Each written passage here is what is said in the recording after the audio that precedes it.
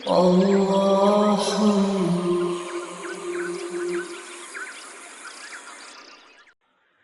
تیسرا افسانہ بہت ہی زیادہ عالمگیر، اور اس میں سمجھتا ہوں کہ ہم میں سے بڑے بوڑھے حضرات کی جبینوں پر یقیناً جفر کے نقشے بننے شروع ہو جائیں گے۔ افسانہ یہ بھی ہے کہ ماں باپ کی اطاعت فرض ہے۔ اس پہ تو آپ کو تعجب ہوگا کہ لیجئے صاحب یہ اس کو بھی افسانہ کہتا ہے۔ اس افسانے نے ایسی عالمگیر حیثیت اختیار کر رکھی ہے کہ دنیا کا کوئی مذہب ایسا نہیں جس میں اسے حکم خداوندی قرار نہ دیا جاتا ہو، اور کوئی معاشرہ ایسا نہیں جس میں اس حکم کی اطاعت کو معیار سعادت اور شرافت نہ سمجھا جاتا ہو۔ حتیٰ کہ ہندوؤں کے ہاں رام کو محض اس لیے ایشور کا اوتار بنا دیا گیا کہ اس نے باپ کے حکم کی بلا چون و چرا اطاعت کی، حالانکہ باپ اور بیٹا دونوں سمجھتے تھے کہ وہ حکم بڑا ہی نامعقول ہے۔ رام کے باپ دشرت کی بیوی نے بوڑھے خامن سے کہا کہ تم مجھے وچن دو کہ جو بات میں کہوں گی وہ مانو گے۔ اس نے وچن دیا تو اس نے کہا کہ تمہارے بعد تخت کا وارث میرا بیٹا ہوگا، رام نہیں ہوگا۔ باپ بھی سمجھتا تھا کہ یہ مطالبہ غیر معقول ہے اور بیٹا بھی، لیکن بیٹے نے محض باپ کے حکم کی اطاعت کے خیال سے سر تسلیم خم کر دیا، اور اس کا یہ عمل ایسا بلند تصور کیا گیا کہ اسے مافوق البشر قرار دے کر ایشور کا اوتار بلکہ خود ایشور بنا لیا گیا۔ حالانکہ دونوں جدا ہوتے وقت رو رہے تھے اور کہہ رہے تھے کہ ہم نے، بڈھا کہہ رہا تھا کہ میں نے کیا حماقت کی کہ اسے وچن دے دیا، اور اس کے بعد بیٹا اسے سمجھاتا تھا کہ کوئی بات نہیں، دے دیا وچن تو میں آپ کے اس وچن کی پالن کروں گا۔ دونوں رو رہے ہیں، اسے نامعقول بھی سمجھ رہے ہیں، لیکن وہ رام جس نے اس حکم کی تعمیل میں ایشور بننا تھا، ایشور بننے کے چاؤ میں روتے ہوئے جنگل میں تشریف لے۔ قرآن نے آ کر اس افسانے کو بھی باطل قرار دیا اور کہا کہ اس میں شبہ نہیں کہ جب تک بچے اپنی زندگی آپ بسر کرنے کے قابل نہیں ہوتے، انہیں والدین کی رہنمائی کے مطابق چلنا چاہیے، لیکن جب وہ ذمہ داریاں سنبھالنے کے قابل ہو جائیں، انہیں اپنی زندگی کے فیصلے خود کرنے چاہیے۔ وہ دوسروں کے تجربے سے فائدے اٹھا سکتے ہیں، لیکن دوسروں کے فیصلے ماننے پر مجبور نہیں کیے جا سکتے۔ یہ تو غنیمت ہے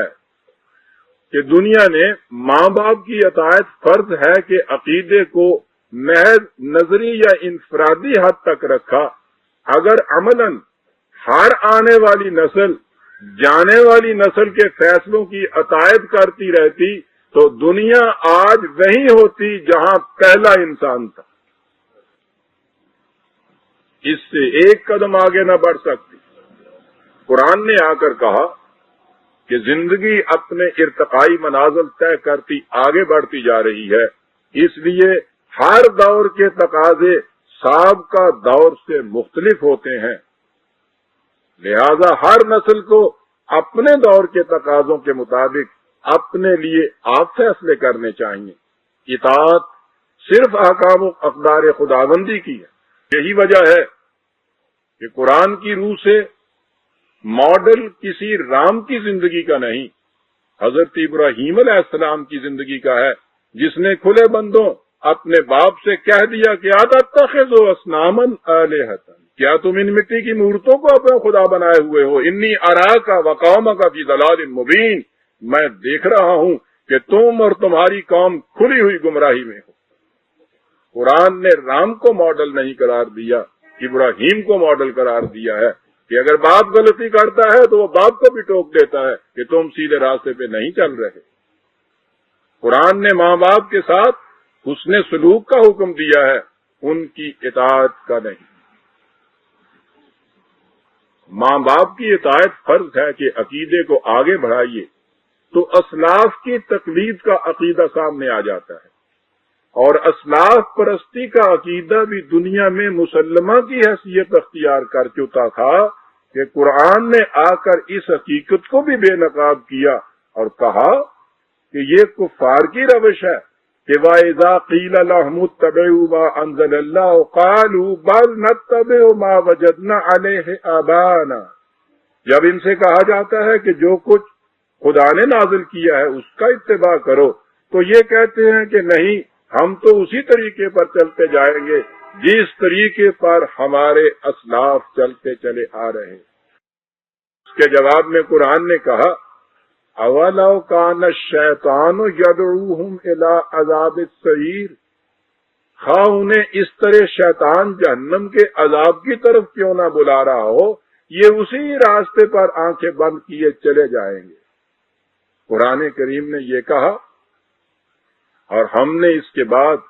پھر انہی بتان کوہن کو ڈھونڈ ڈھونڈ کر نکالا اور حریم کعبہ میں آراستہ کر دیا۔